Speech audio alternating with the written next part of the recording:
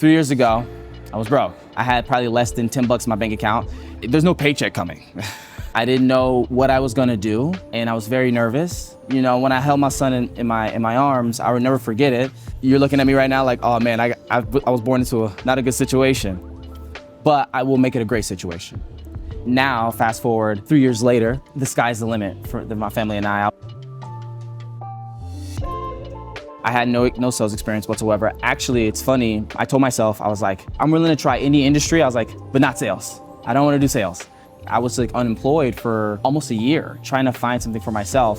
And so I was like, you know, I'm gonna give this a shot. I've been looking for something, I've been looking for growth. This might be it, so let me give it a try. And I did it, and I figured out that sales is just developing a trust with the person and figuring out if what your product is something that they can benefit from and making sure that you make sense.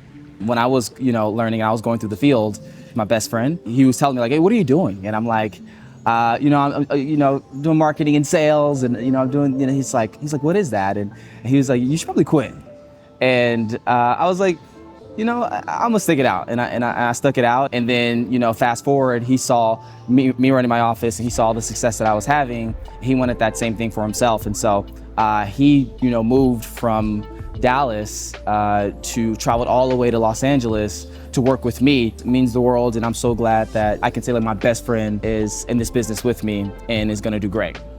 Definitely a lot of time you have to put in, but just like in anything, you gotta think about anything that it is that you wanna do, you gotta dedicate time to it to even get good, to great at it. That comes with any skill set. You have to dedicate a certain amount of time, a lot of amount of time, in order to become great at something. And so I understood that, and I knew that it was time now for time later, right? That like, I gotta get really great at this, be able to take care of my family, and then I can give a lot of my time back to my son, right? And so, and I know it's hard, it's not easy, and that's not gonna change, right? Somebody asked me like, well, how do I get better at, spending time away from my kids and, and doing this? It's like, you're not gonna get better at it. It's like when you go work out, it's like saying like, hey, how can I work out and not feel sore after? It's like, that's not gonna happen.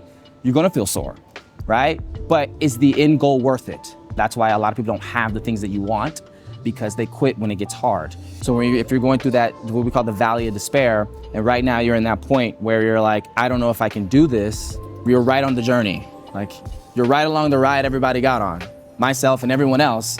Now the difference is the people that made it, those are the people that made it through and decided not to quit and decided to keep going. So they went through the valley of despair and they got to the top of the mountain. If you're going through the valley of despair, just figure out, hey, is this worth it for me? And if it is, keep going and you'll eventually get to the top of the mountain. Me having my son has motivated me so much in the sense that before I was just kind of, going with the flow. And just whatever came in the wind, it was always a party. And then, when I held my son in my arms, I would never forget it. I was dead broke, had no money. I had probably less than 10 bucks in my bank account, and I also didn't have a job. So it wasn't like, it was the kind of broke that like, there's no paycheck coming. I held my son, and you're looking at me right now like, oh man, I was born into not a good situation, but I will make it a great situation. My son, my family is why I do what I do and why I work so hard. You gotta have a list of priorities. So you fill out your priorities and you say, okay, what is my number one priority? And if your number one priority is making a better living situation for your family or making a better situation for your family, for the time being for the season of your life, because I always think of my life as seasons, right? Nothing's permanent. And you have to figure out what season you're in right now, okay? And so right now you're probably in the season of, okay, I gotta figure out a passion, or I gotta figure something that I'm really good at. I gotta dedicate a lot of time to it. I gotta get great at it so then I can make a living off of it later. Just figure out what season you're in. And if you're in the season of working hard, it's that season, right? But it's only for a season. It's not forever. Balancing is very tough. But one thing I will say is have a calendar, put things on it. Work is work, home is home. But one thing you can try to do is, you're doing a team night or you're doing something at work, bring your kid, right? Bring your wife, bring your spouse, bring your family, right? So they also can enjoy and see why you work so hard and see what you're building.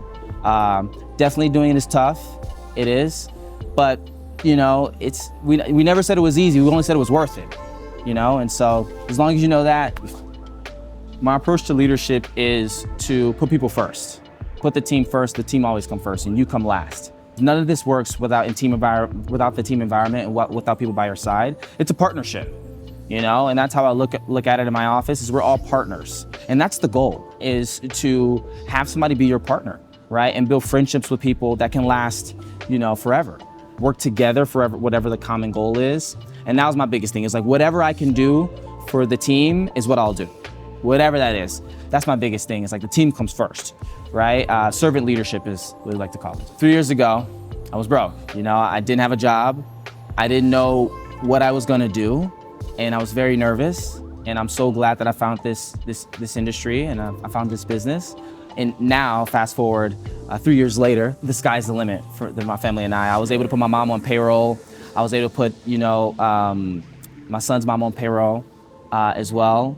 And I know moving forward, whatever school my son wants to get into, I know I'm gonna be able to help with that as well. It's just been a night and day difference. And it's only been 3 years. And so I'm excited for the next 3, right? If I've gotten this far with the first 3. So yes, it's been a night and day difference. Smart Circle is amazing. So the relationship with me and Smart Circle, you know, I'm my own business, and Smart Circle is the brokerage that holds the clients. They have the relationships. And Smart Circle just allows me to have that relationship seamlessly.